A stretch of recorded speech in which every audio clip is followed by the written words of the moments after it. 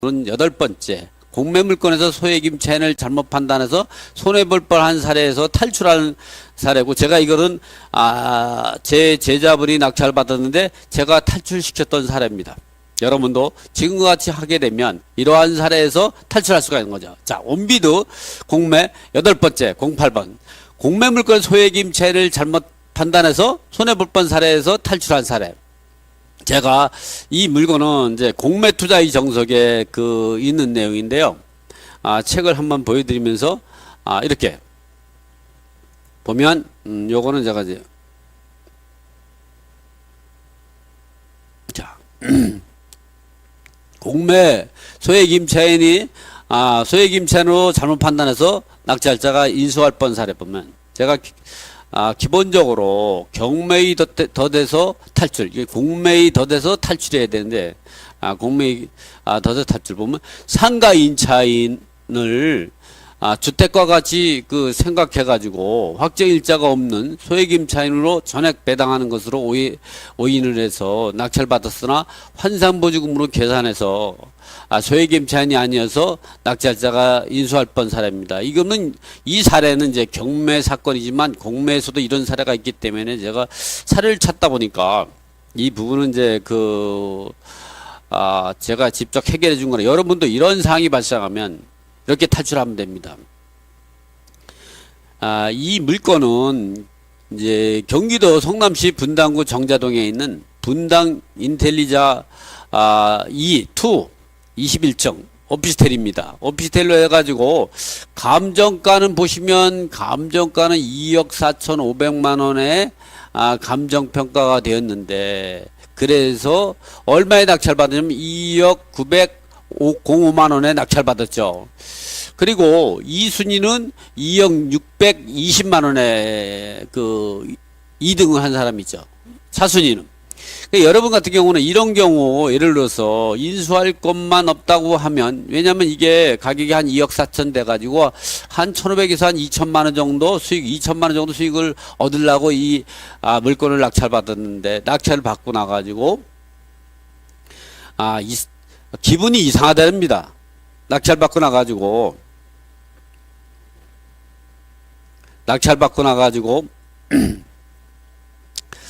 이제 일반적으로 우리가 낙찰받고 나면 임차인이 전액 배당 받을 거라고 생각하면 배당표 원안을, 즉 배당기일 3일 전에 채권자 등에게, 임차인도 채권자에 포함이 되죠. 권리신고 배당 요구한 임차인 등에게 배당표 원안을 작성해서 열람 복사할 수 있는 권리를 주게 됩니다. 그래서 이의가 있는 사람은 배당의 이의를 할 수 있고 배당표를 정정 요구할 수가 있는데, 낙찰자가 이거를 확인할 필요는 없는 거죠. 사실은 임차인이 확인해야 되는데, 낙찰자가 아무래도 임차인이 전액 배당 받는 거로 생각했는데 아무래도 이제 이상하답니다. 그래가지고 아무래도 이상해가지고 어떻게 했느냐, 배당표 원안을 3일 전에 작성한 걸 갖다 확인을 한번 해봤는데, 참 너무 황당한 것이 뭐냐면, 임차인에게 배당금이 하나도 없는 거죠. 임차인에게 배당금이 하나도 없어요. 그래서 이러한 배당표가 없는 사실을 확인하고 너무 놀라가지고, 그러니까 배당표가 없으니까 임차인이 배당금이 하나도 없으니까 어떤 상황이 되냐면, 임차인이 이와 같이 보증금 1,000만 원을 인수해야 되는 거죠. 2,000만 원을. 그러니까 이 오피스를 사가지고 한 1,500에서 2,000을 벌려고 그러는데 1,000만 원을 인수하게 되다 보니까 이 잘못 낙찰 받은 거죠. 이익이 별로 없는 거죠. 괜히 양도세만 내고 이제 끝나게 되는 상황이다 보니까 너무 놀라서 찾아왔더라고. 이게 왜 이렇게 되느냐? 왜 배당금이 없느냐? 왜 임차인이 보면 보증금이 1,000만 원이고 월세가 13만 원이면, 보증금 1,000만 원이면 지금 2008년 7월 4일이면 2001년 9월 14일부터 2008년 8월 22일 사이에 설정된 담보물건을 갖고 소액임차를 결정한다면 4천만 원 이하일 때 1,600만 원이 되니까 당연히 1,000만 원이 최우선 변제로 다 배당이 돼야 되는데 왜 배당금이 없냐고 너무 놀라워서 찾아왔더라고요. 우리가 쟤네가 좀 잘못 알고 있구만. 후배들이고 제자분이니까 왜 그냥 상가임차인 같은 경우는 환산보증금을 생각할 때 환산보증금 가지고 소액임차인을 결정하는 거지 보증금만 갖고 하는 게 아니다. 우리가 이제 주택 같은 경우 보면 제가 판서를 한번 해보면서 한번 설명을 들어보죠.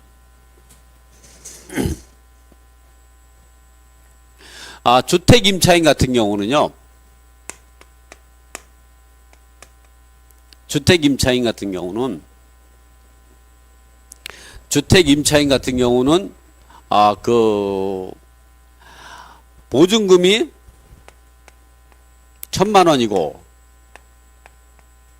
월세가 73만 원이라고 하면 이 보증금만 갖고 따지게 됩니다. 근데 근저당 설정 당시가 2008년 7월 며칠인가요? 7월 한번 10일쯤이니까 7월 4일이네 4일 7월 4일이니까 이 당시에 설정된 근저당을 갖고 소액임차인을 결정하게 되면 이 근저당 설정 구간은 2001년 9월 15일부터 2008년 8월 20일까지 과밀억제권역에서 성남은 과밀억제권 여기에서는 4천만 원 이하일 때 1,600만 원입니다.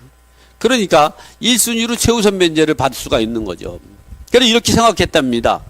그러나 이거는 주택 임대차 보법에서 정한 소액임차인을 결정하는 기준이지요. 그렇지만 상가임차인 같은 경우는 이는 주택임대차보호법에 보호를 받는 게 아니죠. 여러분 상가임차인도 주택임대차보호법에 보호를 받을까요? 아니죠. 상가임차인 같은 경우는 상가건물임대차보호법에 받습니다. 상가건물임대차보호법에 적용을 받죠. 그래서 이러한 상가임차인은 주의할 사항이 소액임차인을 판단할 때 판단도 그렇고 확정일자 임차인이 우선변제권도 할 때도 반드시 뭐냐면 환상보증금으로 합니다. 그런데 간혹 보면 확정일자 우선변제권이 상가건물임대차법의 보호를 받는 상가임차인을 결정할 때 확정일자만 그런다고 생각하죠. 그러나 소액임차인도 환상보증을 계산하기 때문에 지금 같은 경우 계산하면 현행법상 보면 상가임차인이 6,500만 원이 할 때 2,200만 원이잖아요. 그러니까 지금 보면 현행법상도 소액임차인이 아니죠. 왜냐하면 이 사람 같은 경우 보면 보증금은 1,000만 원에다가 월세가 73만 원이면 환상보증은 8,300만 원이 되는 거죠.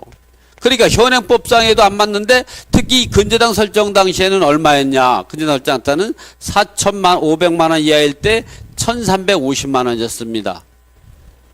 그러니까 이것은 소액임차인이 아니죠. 그리고 이 소액임차인도 그렇고 확정일자도 계산할 때도 이제 환산보증금이 이제 범위 내에 있어야만이 우선변제. 서울 같은 경우는 6억 1,000만 원일 때 상가건물 임대차법에 환산보증 범위 내에 있는 거죠. 이것도 항상 환산보증금은 어떻게 계산하냐? 그래서 환산보증금은 보증금 플러스 월세 곱하기 100으로 하는 거죠. 100으로 하는 겁니다. 이렇게 해서 하자. 그래서 이러한 사례 같은 경우는 우리가 소액임차인으로서 판단해서 입찰 들어가서 잘못 받아가지고 그래서 이걸 어떻게 탈출했느냐? 이거를 어떻게 탈출했는가를 지금 이거를 어떻게 탈출했냐? 그래서 제가 다시 그 사례로 가보면 이와 같이 있는 상태에서 우리가 매수인이 잘못된 판단으로 보증금을 인수할 뻔한 사례. 성남시 분당구에서 오피스텔이 2, 3분 거리에 정자역에 있고 임대 수요가 많아가지고 감정가 2억 4,500인데 2억 900에 낙찰받았다. 그래서 뭐 이거를 1,000만 원을 최우선면을 받을 거로 생각했는데 배당금이 없었다. 그래가지고 지금같이 이러한 사례에서 어떻게 탈출했느냐. 필자가 고민을 한번 해봤습니다. 본인이. 근데 이상한 점을 발견했어요. 정상적인 임차인이라면 사업자 등 이게 뭐 하여튼 계약을 하고 한 10년씩 지난 거니까요. 정상적인 임차인이라면 사업자 등록과 점유를 하면서 계약서 확정일자를 부여받은 것이 보통이다. 이 상가 임차인은 2년 후 재계약을 하면서 확정일자를 받아놓지 않은 이유가 있을 것 같아서 매수인에게 임차인에게 직접 전화를 걸어서, 왜냐면 이미 만나가지고 뭐 다 내용을 다 확인했으니까 전화를 걸어가지고 과거에 확정일자를 받은 사실이 있느냐고 확인해라 했더니 최초 즉위하기 전에 계약서 쓸 때에 그 사업자 등록하고 확정일자를 받아뒀답니다. 확정일자를. 왜 8,300이니까 상가건물 임대차 보호법이 8,300이니까 8,300만 원이니까 상가건물 임대차 보호법이 2002년 11월 1일 날 시행된 거 아닙니까? 그때 상가건물 처음에 시행될 때 8,300만 원이면 환상보증 범위 내에 있었던 거죠. 그래서 그 확정일자 갖고 배당 요구해서 우선해서 변제받을 수가 있게 했던 거죠. 여러분도 이런 사례가 발생한다면 이렇게 제가 다시 또 판사례와 관서 다시 여러분의 설명을 한번 드려보죠. 여러분도 이런 사례가 발생한다면 이렇게 그 두 가지 사례를 제가 한번 설명을 드려보겠는데요. 이것을 알면 여러분도 경매나 공매에서 하나의 틈새 시장으로 수익을 바라볼 수가 있는 거죠. 첫 번째 보면 이런 거죠. 주택 임차인이 이를 들어가지고 2010년 지금 2015년 1월 10일 날 계약을 해 또 2017년 1월 9일까지 2년을 계약을 하고 A 임차인이 전입 신고도 하고 확정일자도 받았습니다. 그리고 나가지고 이때 보증금은 3억 원이죠. 2017년 1월 10일 날 2년의 계약갱신을 했죠. 2019년 1월 9일까지 2년 동안 다시 갱신해가지고 A 임차인이 보증금을 5천만 원 올려가지고 3억 5천만 원으로 하는 5천만 원을 증기해서 3억 5천만 원을 해서 했죠. 그래서 임차인은 이때 3억 5천만 원 갖고 그 확정일자도 받았습니다. 확정일자. 이럴 때에 이 확정일자는 5천만 원짜리의 확정일자죠. 이 확정일자는 3억 원에 대한 확정일자고. 근데 보통 임차인들은 어떻게 하냐, 배당 요구를 이거로 하게 됩니다. 막 큰 거로. 이거로 하는 게 아니라. 원래 여러분들이 배당 요구하려면 이것도 배당 요구, 이것도 배당 요구 따로따로 해야 됩니다. 이 3억짜리 그 확정일자, 그 우선 변제권하고 이 5천만 원짜리 확정일자 우선 전혀 다른 권리죠. 전혀 다른 권리죠.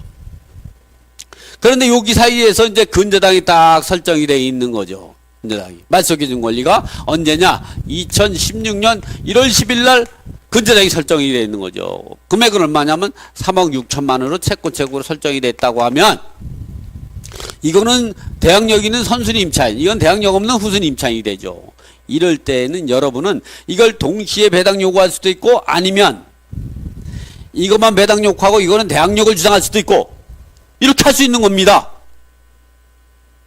그래서 실무에서는 그렇게 임차인이 하는 경우 어차피 이게 소멸되는 거기 때문에 이건 따로 배당 요구를 하고 이거는 대항력을 주장할 수 있고 그리고 낙찰자와 이 배당받은 금액을 갖고 다시 또는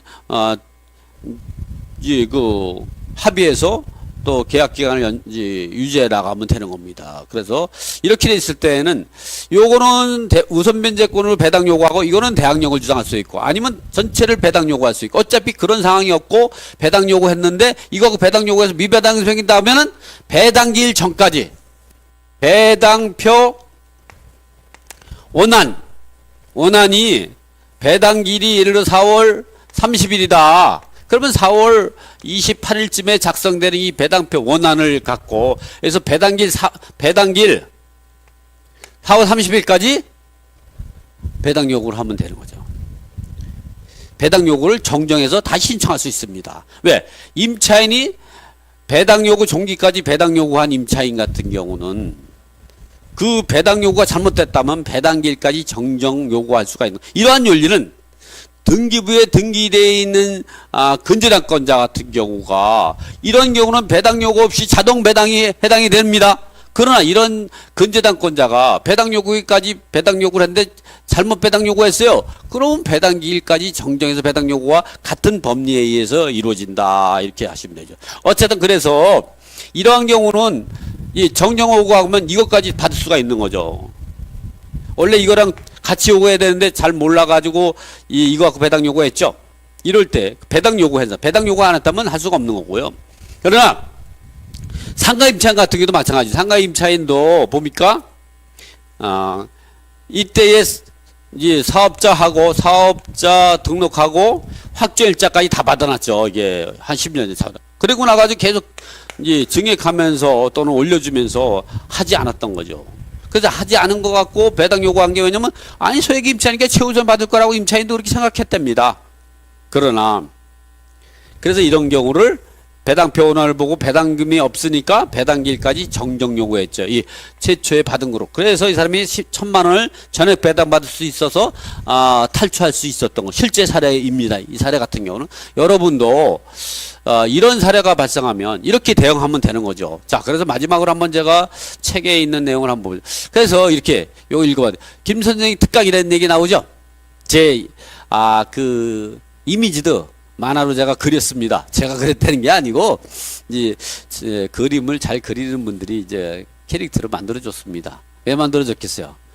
제가 잘 되라고 이제 기도하는 심정에서 만들었답니다. 그래서 멋있게 만들었죠. 그래서 좀 될 수 있으면 처음에는 웃지 않는 인상을 가져왔는데 좀 웃는 모습으로 바꿔달라고 제가 했죠. 자, 임차인이 배당 요구를 잘못했다면 매수인과 임차인이 알아서 알고 있어야 될 것. 첫 번째로 배당 요구 종기 전까지 배당 요구한 임차인이 배당 요구가 잘못됐다면 배당기일 전까지 정정해서 배당 요구할 수 있는 권리가 있다.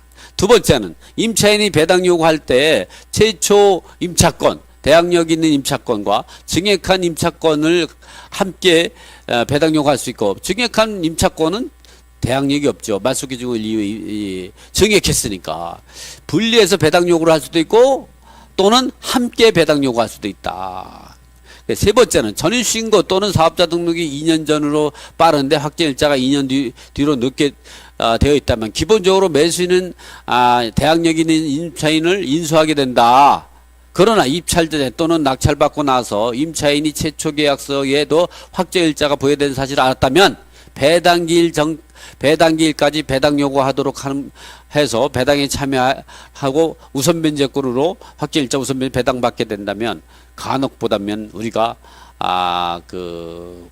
부당이득을 보게 되는 거죠. 인수하지 않아도 되죠. 이러한 틈새장이 있죠. 이러한 사항이 있는 것은 임차인이 배당 요구 시 최초 계약서와 증액한 계약서 모두 가지고 배당 요구해야 하는데 증액한 계약서만 가지고 배당 요구했기 때문에 지금 같은 사례가 발생하는 겁니다. 그러나 그거 잘못했다 그러면 배당기일 전까지 정정할 수가 있는 거죠. 여러분들도 이렇게 주택은 좀 같은 경우는 좀 복잡하죠. 왜냐하면 한상보증금 제도가 있기 때문에 그래 여러분 같은 경우는 이러한 부분들에 대해서 좀 확인하고 이제 하셔야 됩니다.